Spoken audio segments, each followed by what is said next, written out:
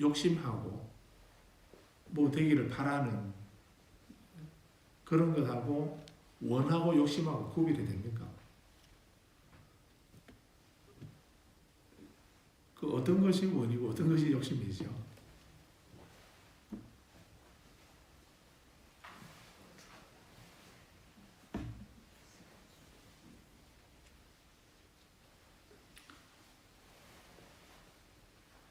모든 것은 모든 일은 제법 이욕위본이라고 이렇게 말합니다. 이욕위본, 이욕위본. 그래서 어떤 무엇가를 하려고 하는 의도, 의지를 갖는 거, 그게 기본이라고 이렇게 했습니다. 그런 것이 기본인데, 근데 무언가를 하려고 하는 의욕을 갖는 거, 의도를 갖는 거, 이것에서 시작된다는 얘기입니다. 이욕이원이라. 그 욕자가 하고자 할 욕자인데, 이 뭔가 하려고 하는 욕망 또는 의욕, 그것이 근본이 된다. 이런 얘기. 이거는 좀 여러 가지 설명이 가능할 텐데, 그런데 우리가 욕심하고 원하고 차이는, 우리가 업을 말할 때도 몸으로 신구의 이렇게 삼업이라 하지 않습니까? 그런데 사문들이나 또는 다른 종교에서는 몸으로 하는 행동은 다 신업이라고 하고, 말로서 하는 언어적인 행위는 다 구업이라고 하고, 또 마음으로 하는 이런저런 생각하는 건 다 의업이라고 이렇게 말하죠. 그래서 신구의 삼업이라고 이렇게 말씀하고 있고, 또 지장경에도 보면 일거수일투족이 업 아닌 것이 없다, 이런 그런 표현도 있다고 말씀드렸죠. 그래서 우리가 사람들 일거수, 손 한번 들고 발 한번 움직이는 것이 다 업 아닌 것이 없다, 중생들에게는. 그런 표현도 있기도 합니다. 그래서 이렇게 보면은 이 업이라 하는 거는 그렇게 몸으로 하는 행동이나 하는 말이나 어떤 생각을 하는 거 전부 다 업이다라고 이렇게 그런 말이 되는데, 또 이제 이 경전에서 부처님은 이제 그런 업을 짓게 되면 반드시 뭐가 따라온다 했습니까? 업을 지으면은 말을 하거나 행동을 하거나 생각을 하게 되면 말한 것으로 행동하고 생각한 것으로 끝나는 것이 아니고, 그렇게 말을 하거나 행동하게 되면 생각하게 되면 즉 업을 짓게 되면은 반드시 그에 대한 과보가 따라온다라고 이렇게 해야죠. 그래서 그렇게 보게 되면 업에는 그래서 우리는 경전에서는 이제 업이라는 말만 하지 않고 업보라는 말을 쓰죠.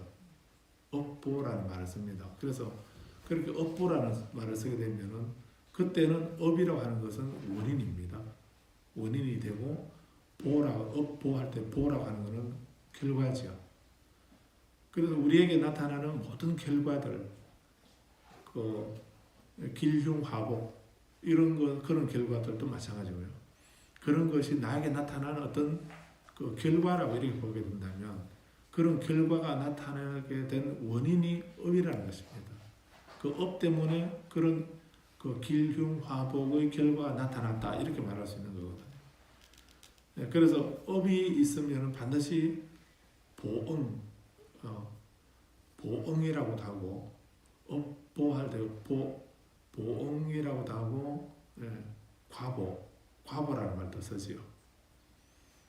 그래서 업에 대해서는 반드시 결과 가품이라고 하는 결과가, 업의 결과가 나타나게 된다. 그래서 선인 선과 악인 악과 이렇게, 악인 낙과, 선인 낙과, 악인 고과 이런 식으로 그렇게 반드시 그 원인에 대해서는 결과가 나타난다라고 하는, 이렇게 말할 때 인과 이렇게 말하면은 이제 인은 업이고 과는 보가 되는 거죠. 그래서 업인 과보 이렇게 말하는 겁니다.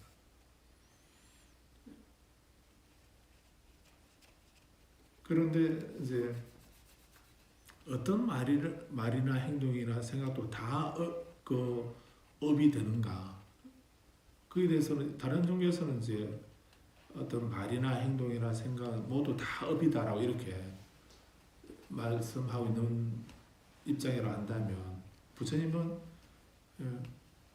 그런 업보를 부정하지는 않으시는데 그런 과보를 가져오는 업은 다르다는 것입니다.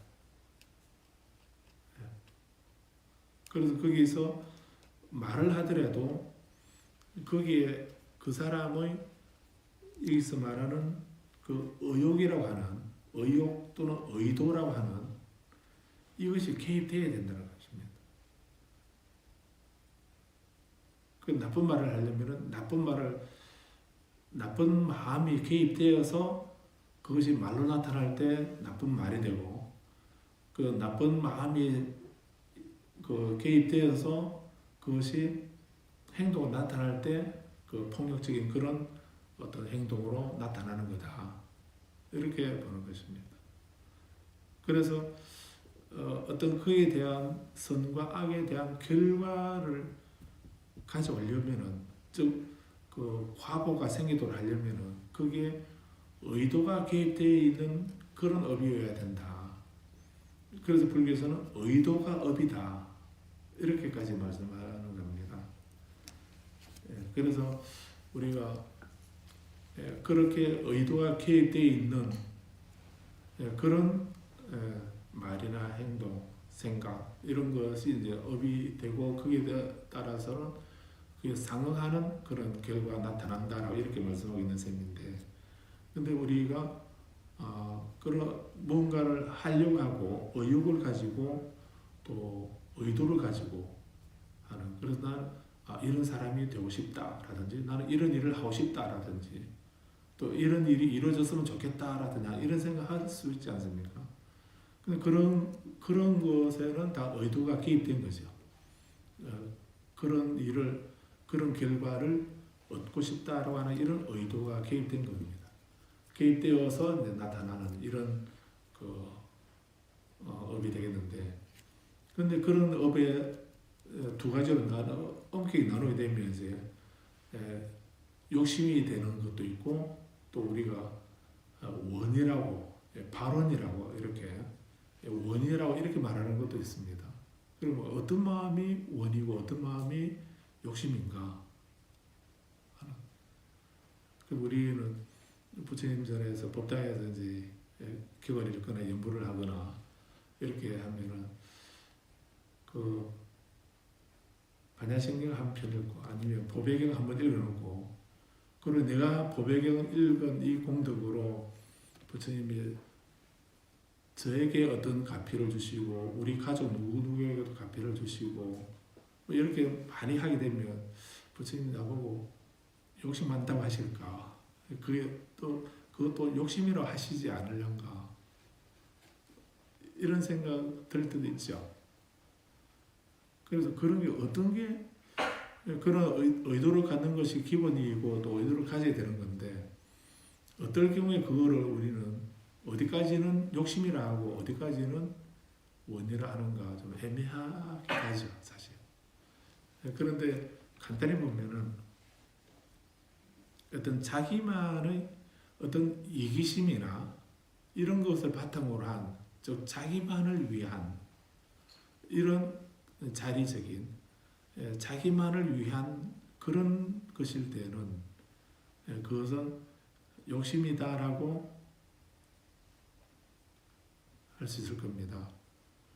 그런데 그 일이 자기를 포함한 이타를 위한, 남을 위한 이런 것일 때는 그거는 뭐 욕심이라고 하지 않죠. 욕심이라고 할 수는 없겠죠. 그거는 우리는 원이라고 이렇게 할 수 있을 것입니다. 그래서 내가 이렇게 한번 예경한 이 공덕으로 우리 가족도 그렇고 우리 이웃도 그렇고 나와 인연된 모든 존재들이 행복하여지다라고 이렇게 한다면 그거는 욕심이라 하겠습니까? 원이라 하겠습니까? 그렇게 회양한다면 그거는 좋은 일이고 그거는 원이라고 할 수 있겠죠. 그래서 우리가 그걸 딱 두 가지로 줄인다면 내가 이렇게 한 이 일로 이 인연 이것이 원인이다. 이 일로 해서 모든 사람들이 고통에서 벗어나기를 바랍니다. 하는 그런 내용이라면 그게 다 그런 마음은 원이라 할 수 있을 겁니다. 이러한 인연으로 모든 존재들이 나와 인연이 있는 또 나와 인연이 있거나 없거나 모든 존재들이 행복하기를 바랍니다. 고통에서 벗어나고 행복을 얻기를 바랍니다. 기원합니다. 하는 이런 마음이라면 그런 거는 원이죠. 예. 다른 사람 어떻게 되든 나 그 관심 없고 나만 우리 아이만 우리 집만 이런 식으로 한다면 그거는 어떤 원이 뭐 크고 넓은 마음이라 하더라도 그거는 욕심이라고 이렇게 할 수 있을 겁니다. 네, 그래서 뭐 이게 좀 산만히 섞였는데 뭐를 성취하려고 하는 의욕도 성취 의욕도 욕망이다. 그런데 그런 의욕으로 욕망을 끊을 수 있는가 하는 이런 좀 내용 좀 깁니다. 네, 그러긴 한데 이 경은 바라문경이라고 했습니다. 네, 부처님께서 여기서는 이제 이 경은 부처님께서 설하시는 것이 아니고 아난다에게 질문한 것입니다. 바라문 운나바가 존재 아난다에게 질문해서 설해진 이런 경전입니다. 그래서 이 불경에는 불교 경전에는 이제 부처님이 설하신 경전도 있고 제자들이 설한 경전도 있습니다. 또 천인들이 설한 것도 있고 그러한데 근데 후세도 그래야 되는 것이 아니고 특히 상유다니까야에 그렇습니다. 그래서 이 상유다니까야는 잡아함경이라고 이렇게 말하고 있죠. 한문으로는 잡아함경 이렇게 하고 있는데 상유다란 말이 상응한다, 대응한다 하는 이런 의미가 있습니다. 그래서 이 상유다니까야는 조금 긴 것도 있고 짧은 것도 있고 이렇게 한데 그런 경전의 길이가 길다 짧다 이게 중요한 게 아니고 상유다니까야는 짧은 건 아주 짧은 경전도 있습니다. 그런데 상유다니까야는 50가지, 50가지의 그 주제가 있습니다. 그 주제에 맞는 가르침들을 다 모아둔 겁니다. 그래서 그런 50가지의 많은 주제들이 막 섞여 있다.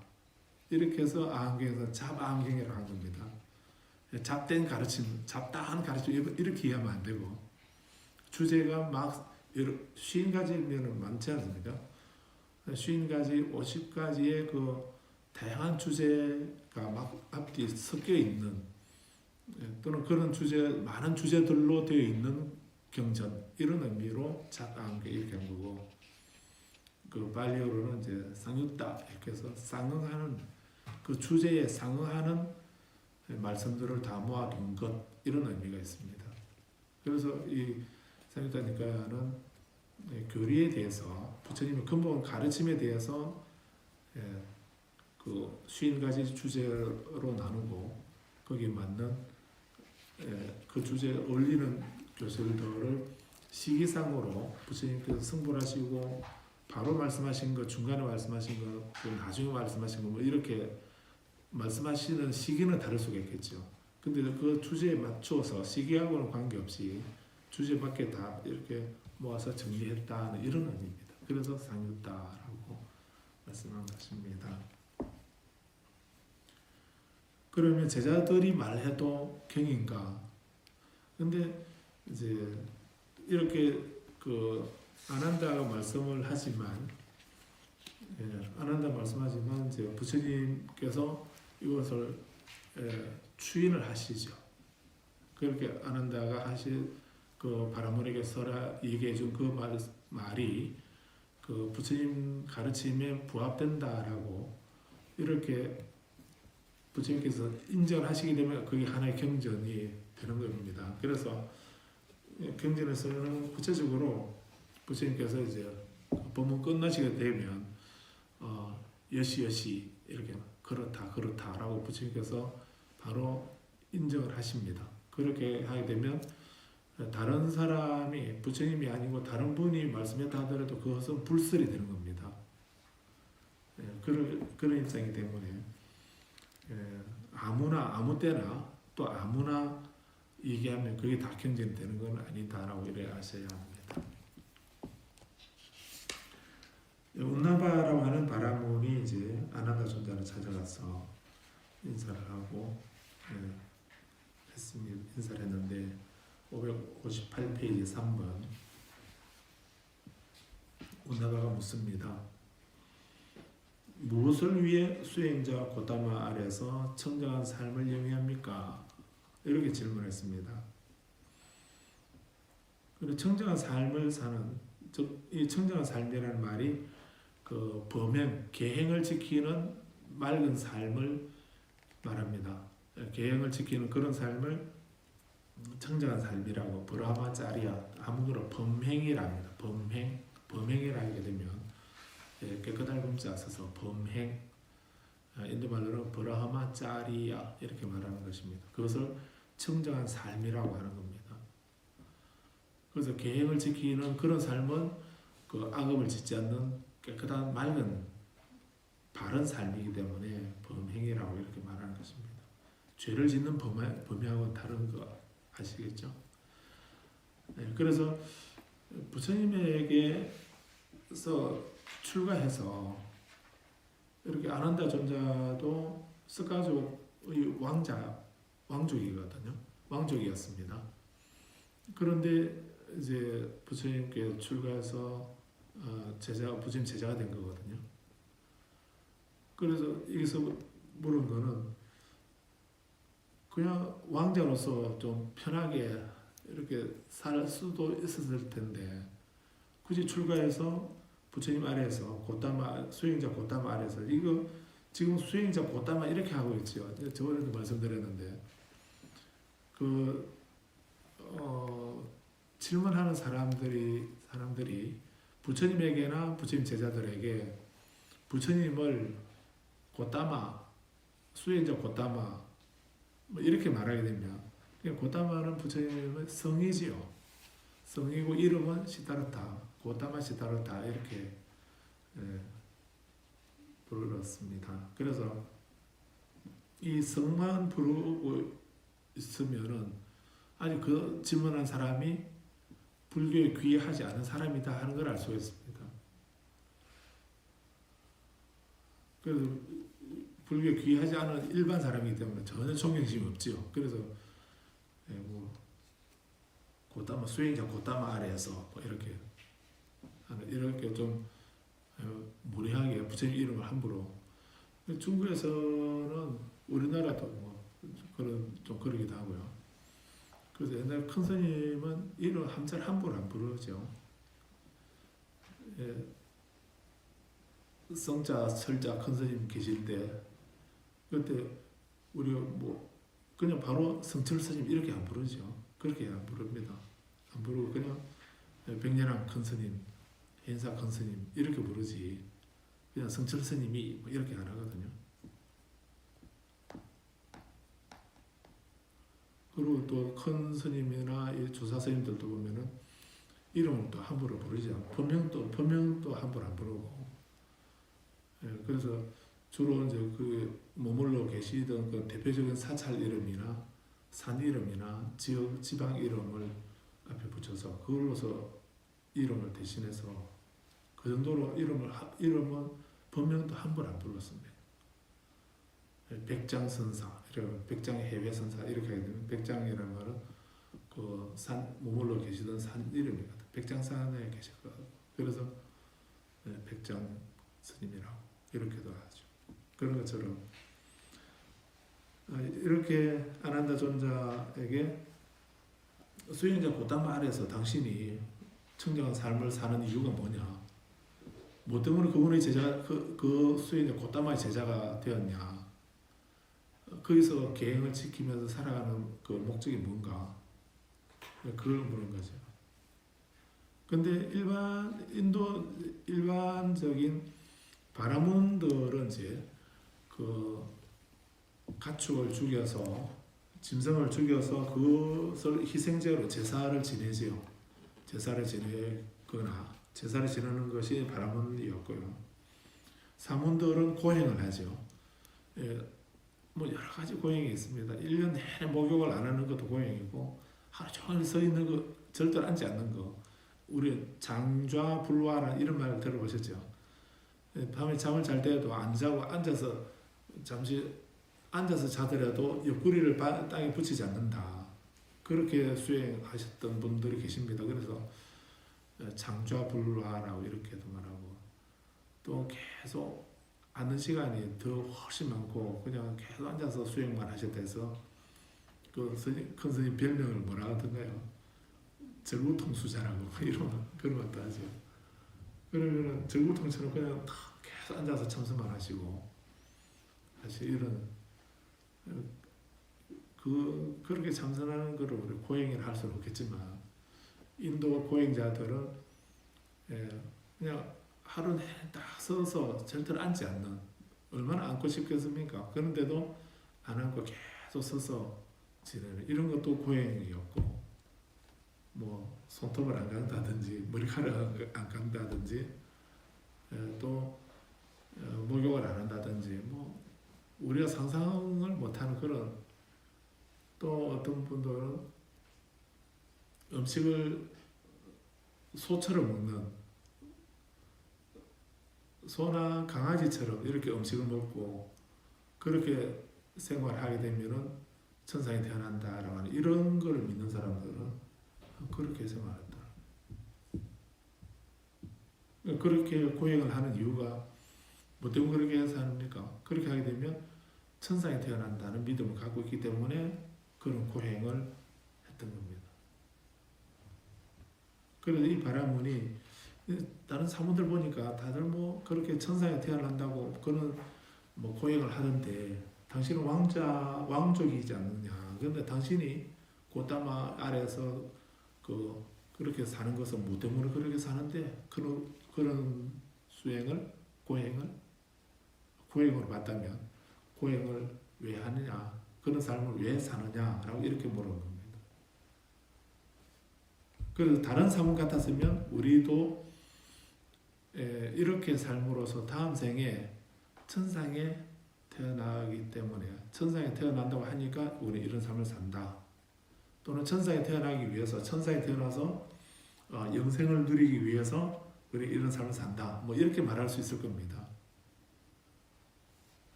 그래서 바른 분들은 자기들은 제사를 지내면서 그걸 바라면서 제사를 지내고 있었거든요. 또 선정을 닦으면서 선정을 닦으면은 다음 생에 범천에 태어난다라고 이런 생각을 해서 선정을 닦기도 했고 또 고행자들도 고행을 닦게 되면 천상에 태어난다는 이런 생각이기 때문에 천상에 태어나기 위해서 고행을 한다는 이런 얘기가 되었던 겁니다. 그래서 부처님 제자도 아난다 존자도 그런 입장인가라고 물은 겁니다. 그래서 아난다가 뭐라 대답합니까? 바라문이여 욕망을 버리기 위해서 수행자 고다마 아래서 청정 삶을 영위합니다. 전혀 그 바라문이 상상도 못한 얘기를 한 겁니다. 아직 이렇게 욕망을 버리기 위해서 고행을 한다, 욕망을 버리기 위해서 제사를 지낸다, 뭐 하는 이런 얘기 들어본 적이 없는데 그런 일을 생각도 못 해봤는데 이 아난다 존자는 부처님 제자들은 욕망을 버리기 위해서 부처님 아래에서 청정 삶을 산다, 즉 수행을 한다 이렇게 말하는 것입니다. 그래서 우리도 이제 부처님을 신행하는 그런 삶을 살게 된다면 우리는 어떻게 살아야 되는가? 궁극적으로는 욕망을 버리기 위한 그런 삶이 되어야 된다는 얘기입니다. 그래서 부처님께 귀하고 수행하고 공부하게 되면 부처님이 나를 불쌍하게 여기셔서 한 가지 소원은 들어주시겠지 라는 기대를 가지고 경전을 읽고 공부하고 수행한다면 그거는 부처님 뜻이 아니죠. 그건 아닌 것입니다. 그건 불교 아니다라고 할 수 있습니다. 그래서 그런 것을 우리는 뭐라고 그럽니까? 어떤 불교라고 그럽니까? 기복불교라고 이렇게 말하죠. 그 기복불교는 불교 아니다라고 이렇게 말할 때 그 기복이라는 말은 무슨 말입니까? 그래서 우리는 좀 들었으면 뭐라고 합니까? 아, 기복이 아니고 뭐라고 합니까? 작복이라고 이렇게 말하죠. 복을 짓는다, 복을 비는 것이 아니고 복을 짓는다라고 지어야 된다고 이렇게 말하지 않습니까? 그래서 부처님이 이 복덕을 부정하신 건 아니거든요. 복덕이나 공덕을 부정하신 건 아닙니다. 그거 나쁜 건 아니죠. 그런데 그래서 우리가 보시를 하고 또 계를 지키고 이런 삶을 살게 되면, 그런 이타의 삶을 살거나 이렇게 하게 되면 그거는 공덕을 짓는 일입니다. 그래서 계행을 지키는 수행자에게 보시를 하고 공양을 드리게 되면 그거는 많은 공덕을 얻는다 하는 이런 표현들이 경전에 있습니다. 그래서 계행을 지키는 청정한 수행자에게 보시를 하게 되면 무엇이든지 보시를 하게 되면 그 보시를 한 사람은 그 큰 공덕을 얻는다라고 하는 이런 말씀이 있고, 그런 믿음이 있기 때문에 인도에서는 그 수행자들에게 글식을 나가면 다 음식을 준비해서 자기가 준비한 음식을 기쁘게 공양을 드리는 이유가, 이렇게 공양을 드리게 되면 나에게 큰 한량없는 이익과 행복을 가져다 준다라고 하는 이런 믿음이 있기 때문에 그랬던 겁니다. 근데 중국이나 우리나라는 안 그렇죠. 우리는 불교 안 믿어요 이러면 문 확 닫아버리고 이렇게 하게 되면, 스님들이 글씩 나와가지고 그렇게 하게 되면 먹고 살 수가 없습니다. 그래서 우리는 수행자에게 그렇게 보시하면 공덕을 받는다는 이런 생각을 일반 사람들은 별로 없습니다. 그리고 또 조선 때에는 그 유생들이 유생들은 그 불교를 그 무부무근의 오랑캐 종교라고 이렇게 폄하했습니다. 나라에 충성하지 않고 부모에게 효도하지 않는 오랑캐 종교다라고 이렇게 그런 생각으로 했고, 그리고 또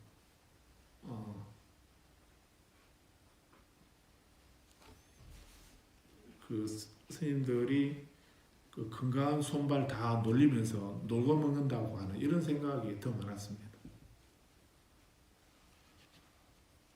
그래서 옛날 의사가 박문수입니까?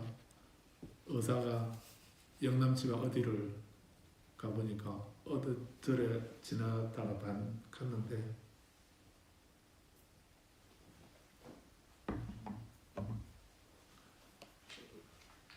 스님들이 그 지어낸 얘기인지는 모르겠습니다. 사실인지는 모르겠는데 그런 얘기 있는 걸 본 적이 있는데, 스님들이 이제 그 여름에 나무 그늘 정자에 앉아가지고 그 장기를 두고 있더라고요. 마장이요, 상장이요 하고 이렇게 그 장기를 두면서 뭐 그런 소리를 하더라고요. 그래서 이 의사가 키가 차가지고 이렇게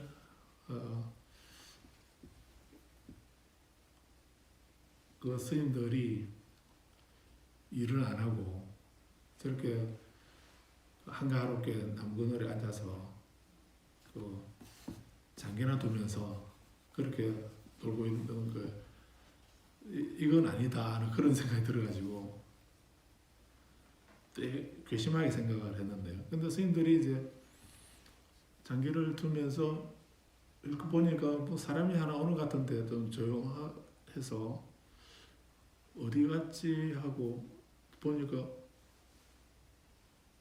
법당 앞에 서가지고 법당 앞에서 부처님을 향해서 소변을 보고 있더라는 거예요. 그러니까 스님들이 장기 두다가 달려가가지고 불경스럽게 부처님을 향해서 소변을 보고 있냐고 막 이렇게 하니까 그렇게 막 항의를 했답니다. 그러니까 그 의사가 천연덕스럽게 이게 법당이요. 나는 소가 지나가고 말이 지나가고 코끼리가 지나가고 이렇게 하기에 난 여기가 뭐 마구간인 줄 알았습니다. 이렇게 말했다는 거예요. 눈 뜨고 보면 모르죠. 저기 부처님 앉아 계시는데 어찌 여기가 마구간이고 외양간이냐고 이렇게 말해요. 그 소가 말이 지나가고 코끼리가 지나가고 마장바다라 하니까 그 말 맞지 아세요? 상장 전기에 상장 그 코끼리 상장 아닙니까? 그런 일이 있었다고 그러는데 그런데 거기서는 뭐 그 정도 이렇게 말하고는 지나갔는데 그 의사가 이제 가서 정황 보고를 하면서 스님들이 다 놀고 먹고 있더라. 이렇게 밭 일러주는 바람에 절마다 이제 그렇게 놀아서 됐냐 놀지 뭐 다 이래서 그 특산물을 다 만들어서 바치라고 이렇게 해서 각 절마다 뭐 여기 웅촌 이쪽은 한지가 유명했다던가요. 그런데요. 그래서 운흥사 쪽에서도 이제 그 경판, 그 목각판도 하고 또 인경을 많이 해서 선생님들 공부하는 교재를 거의 운흥사에서 다 만들어 찍어내고 뭐 이렇게 해도 했는데 지금도 그 경판은 남아 있거든요. 그런데 그렇게 할 때 그 한지가 이 웅촌이 아래 마을에서 뭐 했다는 그런. 그래서 저기 한솔제지인가 그게 서장에 있나요? 제주궁에 하나 있는 것 같아요. 한창인가? 한창에 그 웅촌이 있죠. 그게 아마 갑자기 들어온 건 아닌 것 같고 아마 거슬러서 이쪽이 한지 생산을 많이 하던 그런 게 있어서 아마 그렇게 들어온 게 아닌가 이 생각이 들어요. 그래서 조선 때는 그 절마다 그런 거를 다 그 이렇게 나라에 진상하도록 이렇게 해놔가지고 스님들이 졸지에 이제 그거 하느라고 공부는 절대로 못하고 그런 거 다 절마다 딱 품목이 정해져가지고 그런 거 해서 나라에 바치느라고 정신없었던 그런 때가 있었다고 그럽니다. 그래서 이게 많이 빛나는데요. 이렇게 무엇을 위해서 고타마라에서 청정 삶을 영위합니까? 욕망을 버리기 위해서다 라고 이렇게 대답을 합니다. 그래서 욕망을 버리기 위해서 우리는 청정한 삶을 산다, 수행을 한다 라고 얘기를 한 겁니다. 네 번째, 4번에 그 욕망을 버리기 위한 길이나 방법이 있느냐 라고 이렇게 묻습니다. 그 욕망을 버리기 위한 길이나 방도가 있습니다. 어떤 방도가 있느냐라고 물으니까 5번에서 이 세상의 수행성은 의욕에서 비롯된 집중과 점근에서 형성되는 신통의 기초를 닦는다.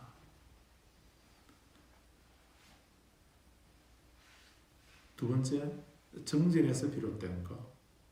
또 세 번째, 마음에서 비롯되고 네 번째, 사유에서 비롯된 집중과 점근에 의해서 형성되는 신통의 기초를 닦는다. 바라머니여, 의욕을 끊기 위한 길은 이와 같고 방도는 이와 같습니다. 그 의욕이라고 번역되어 있는데 욕망을 버리는, 욕망을 끊는 그 길, 그 방도는 이와 같다. 그래서 의욕과 정진과 마음과 사유에서 비롯된 집중, 그리고 정거리에서 형성되는 신통의 기초를 닦음으로써 욕망을 버리게 된다라고, 욕망을 버리는, 욕망 끊어 없어진 그런 삶을 완성하게 된다라고 얘기를 합니다.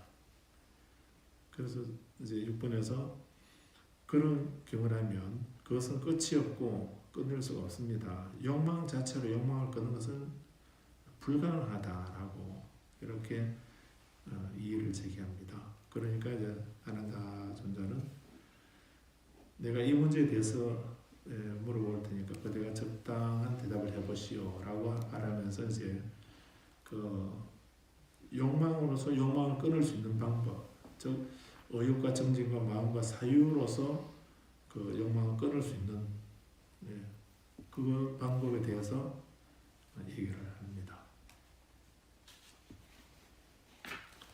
그 구체적인 방법은 이제 다음 시간에 보도록 하고 오늘 여기까지 말씀드리겠습니다.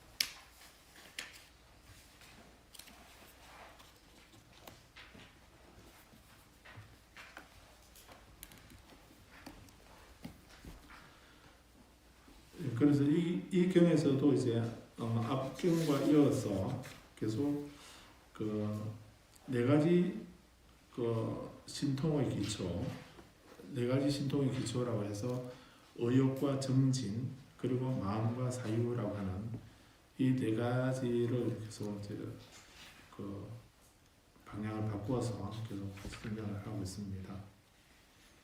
그리고 이런 네 가지 신통의 기초를 닦은 완성한 그런 사람들은 앞경에서는 원한다면 1급이나 1급 남짓이라도 이 세상에 머물 수 있다, 살 수 있다 하는 이런 말씀도 하셨고, 그런데 부처님은 그렇게 해달라고 머물러 달라고 요청하는 사람이 없었기 때문에 나는 3개월 후에 열반에 들겠다라고 이렇게 선언하셨던 그 부분까지 봤습니다. 그래서 그렇게 오래 살 수 있는 이런 방법도 이 네 가지 신통의 기초에 있고, 또 이 네 가지 신통의 기초를 닦음으로써 욕망을 버리는, 그래서 청정한 삶을 영위할 수 있는, 청정한 삶인 그 열반을 성취할 수 있는 그 길 토대가 되는 것도 바로 이 네 가지다. 의욕과 정진과 마음과 사유다라고 하는 그런 말씀 계속 이어가고 있습니다. 그래서 이렇게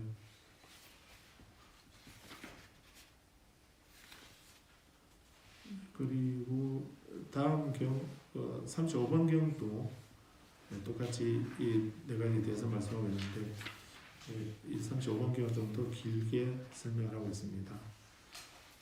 여기까지 말씀드리고 마치겠습니다. 마치면서 그 축보의 경 한번 읽고 마치도록 하겠습니다.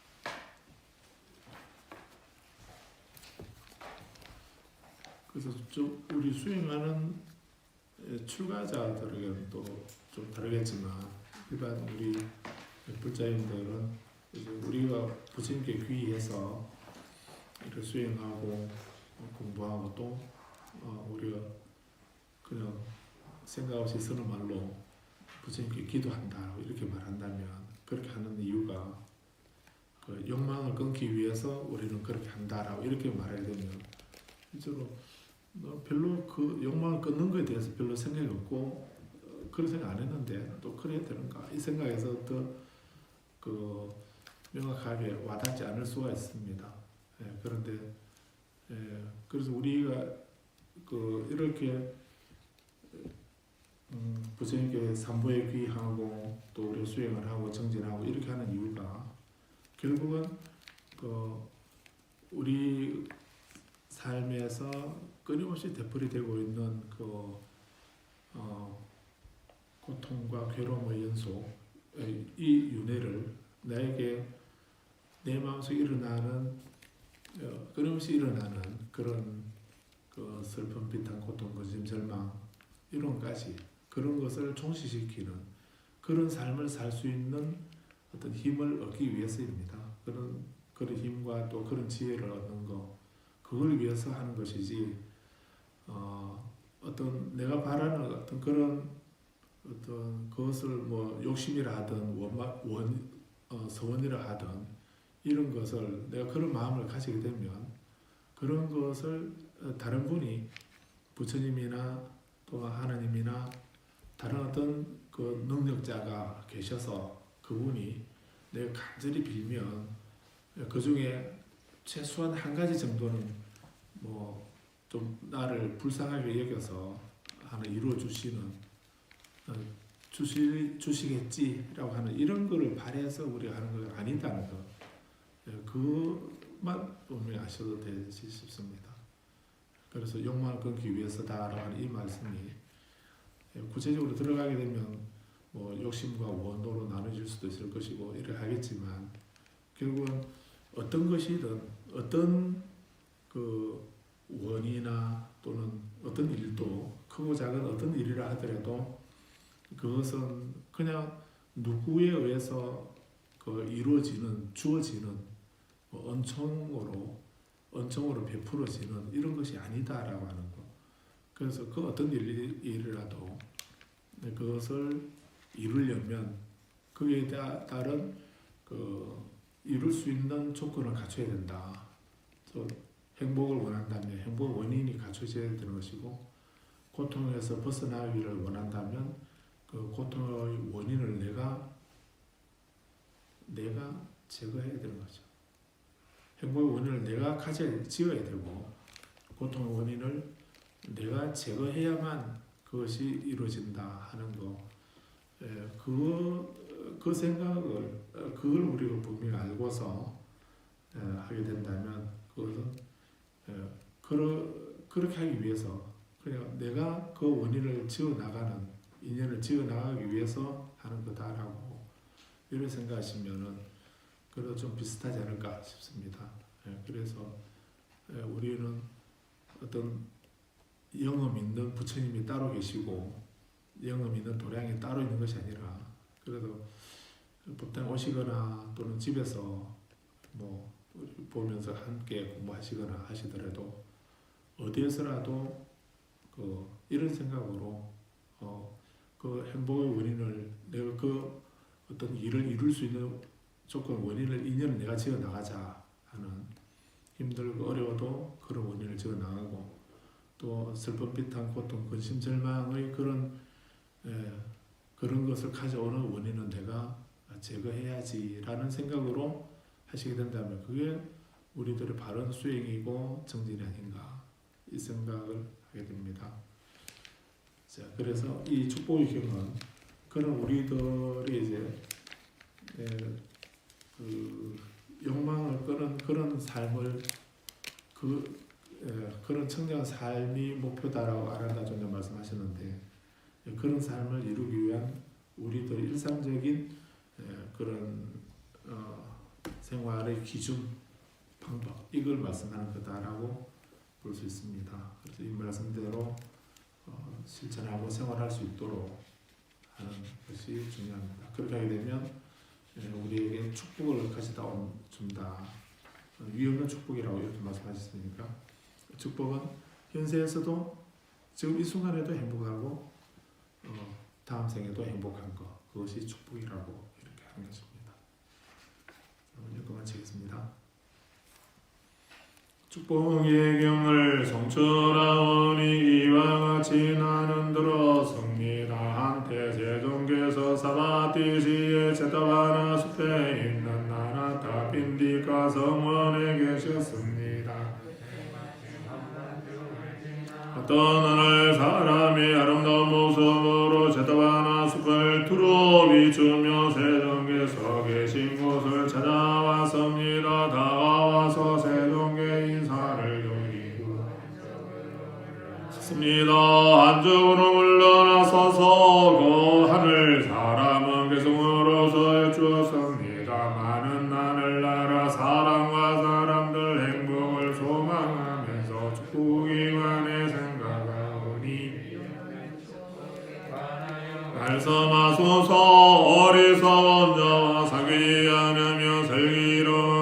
일을 숨기고 존경할 만한 힘을 공경하니 이것이야말로 위없는 축복이니라. 분수에 맞는 곳에서 살고 일찍이 공덕을 쌓아서 서원을 하니 이것이야말로 위없는 축복이니라. 많이 배우고 익히며 절제하고 단련하여 의미 있는 대화를 나누니 위없는 축복이니라. 아버지와 어머니를 섬기고 아내와 자식을 돌보고 일을 하며 혼란스럽게 하노니 이것이야말로 위없는 축복이니라.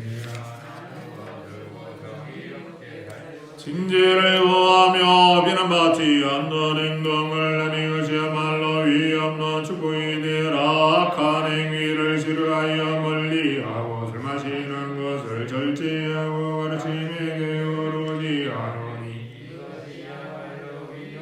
축복이니라. 존경하는 것과 겸손한 것 만족과 감사의 마음으로 대맞추어 가르침을 들으니 이것이야말로 위없는 축복이니라. 인내하고 온화한 마음으로 수행자를 만나서 서로니 아니 이것이야말로 위없는 축복이니라. 강관을 수호하여 정정하게 살며 거룩한 진리를 간조하여 열반을 이루니 위없는 축복이니라.